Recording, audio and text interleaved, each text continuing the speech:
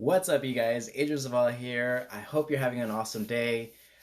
Listen, guys, I'm gonna get right into it. I've got a lot I want to share with you guys tonight, and so we're gonna get into it. So, having a vision, a supervision, and how to discover success is what I titled this. I might have a little bonus depending on the time.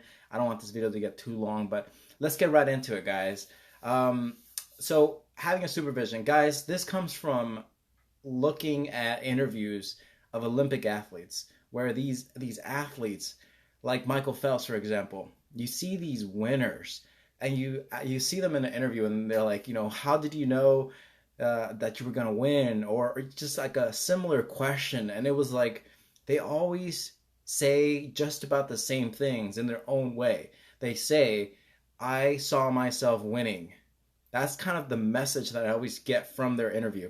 They said, I'm going to show up, I'm going to do my best. But a lot of times you can read between the lines and kind of see how they just envision themselves winning and they believed in themselves. And so that's how they showed up, with that kind of confidence, with that kind of veracity. And so I love that word because they just show up with that kind of veracity. And so I want to talk to you guys about how that can work in your life, having a supervision for yourself, for your future, for whatever endeavors that you're in. Maybe it's your career, or maybe you're building a home business, or maybe you're just a stay-at-home mom and you just want to have a better vision for yourself and for your future, creating that, right? So, vision. Well, I think in its most basic way, we see our surroundings, and whenever we look around, we're looking around and we kind of let the surroundings, our circumstances, dictate what we're going to do next. And so a lot of times you see people being stuck in the same place that they are in, and you see them stuck there for year after year after year, and they just continue to allow their circumstances. They only see the superficial. They allow their circumstances to dictate where they're going to stay instead of where they're going to go, right? And it really sucks. It's hard to see people being stuck in that, but that's just the reality. And so maybe this is going to reach somebody, right? So maybe if you think of someone, a friend that might benefit from this, maybe share that with him. But whenever people think about their superficial circumstances, they allow that to dictate their life. And so here's where I'm going with this, guys. Supervision is when you start envisioning, imagining, taking the time to use your imagination, guys, for yourself, for your life. When you start to create this goal, this desire in your head and in your heart, and you put it together, right? You put your desires in your heart and your head, you make a plan. And so I'm going to take a break from explaining this whole vision thing and actually jump into this practical exercise that I've done before. You might have seen me do this before. It's been a very long time since the last time I did this. And I want to give credit to Darren Hardy. He's the one who taught it to me. He's the guy who really introduced me to personal development. He later introduced me to Jim Rohn. Thumbs up if you love Jim Rohn or Darren Hardy. I love that guy. Those two guys are amazing. But yeah, Darren Hardy, I got to see him on stage 2 years ago, and it was amazing. He really brought it to the event. But Darren Hardy, he taught me when it comes to goal settings. This was in his book or his program called The Compound Effect. And I think he later expands on it in his other program called Living Your Best Year Ever. So if you get your chance to get your hands on these two programs, get them. They really impacted my life in a positive way. But yeah, so Darren Hardy, he gets into this very practical exercise. It's for goal setting, and how when you think about things that you really want in life, they actually start happening. And it's almost like magical. And so let's get into it, guys. Let's just roll with this. If you jump in here and you're watching this on replay, this is probably going to function best on replay. Otherwise, if you're watching this live, you want to just go with it, okay? So close your eyes, okay? And I'm going to have you close your eyes, okay? And then I want you to close your eyes. I hope you're closing your eyes. We're agreeing that we're participating here. Thumbs up if you're participating, guys. So close your eyes.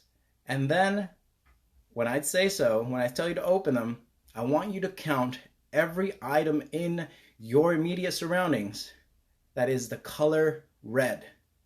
Okay? Go ahead and do it now. Go ahead. I'm going to give you a couple more seconds. How many red items can you count? All right, go ahead and close them again. Now, if you're participating, keeping them closed, I want you, with your eyes closed, I want you to tell me in your head, okay, how many blue items were in the actual room without looking, how many blue items were in your immediate surroundings? Just guessing, don't count, just guess. And if you're being honest, type it in the comments and let me know how many blue items were there. You didn't count them, just tell me off the top of your head. And I'll tell you right now, once you go ahead and count them, you're probably going to get that wrong. You're probably going to get that guess wrong because you started off with counting how many red items there were. I had you focusing on the red items in your immediate surroundings, not the blue ones, right? And so that's what happens when you have these goals. When people set goals, they get in front of their worksheet, and so they're writing down their goals, and a lot of times when they don't write down their goals, they're not thinking about what they really want. And so what you got to think about is, a lot of times people just let life bring something to them, and you just gotta make sure that you decide what comes into your life. You gotta take that decision, because it's just, if you're not thinking about what you really want, it's just not gonna happen. And so now what I really want you guys to take from this, because I like I said, I don't want this video to be too long, and it is hot in here. I had to turn off it's just crazy here in Tennessee. It's like 1 minute it's cold outside, and the next minute it's hot. Anyways, guys, I am like sweating in here. But what I want to leave you guys with is that when you take the time to imagine what you really want in your future, think of it as that fictional show that it's totally free. You can sit down, you can think about the life that you really want, what you want to create for yourself. And it's free, guys. No one's going to judge you. Just think about what you really want. And that's the kind of stuff that your mind is going to start focusing on. Because a lot of times we're so focused on our circumstances, we're letting our circumstances, our surroundings, tell us what to think about. And a lot of times our circumstances, they stink, right? Stink. And so then it's kind of influencing how we think. And when our thinking is stinking, then our life will also stink. I'll say that again. It's one of my favorite quotes. I think it's from Zig Ziglar. If your thinking is stinking, so will your life. And so, guys, I hope you take something away from this.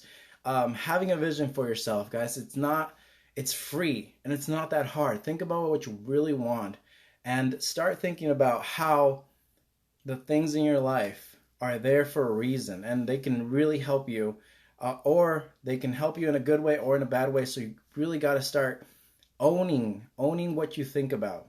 And so I'll leave you guys with that, guys. I hope you have a good night. Talk to you guys later.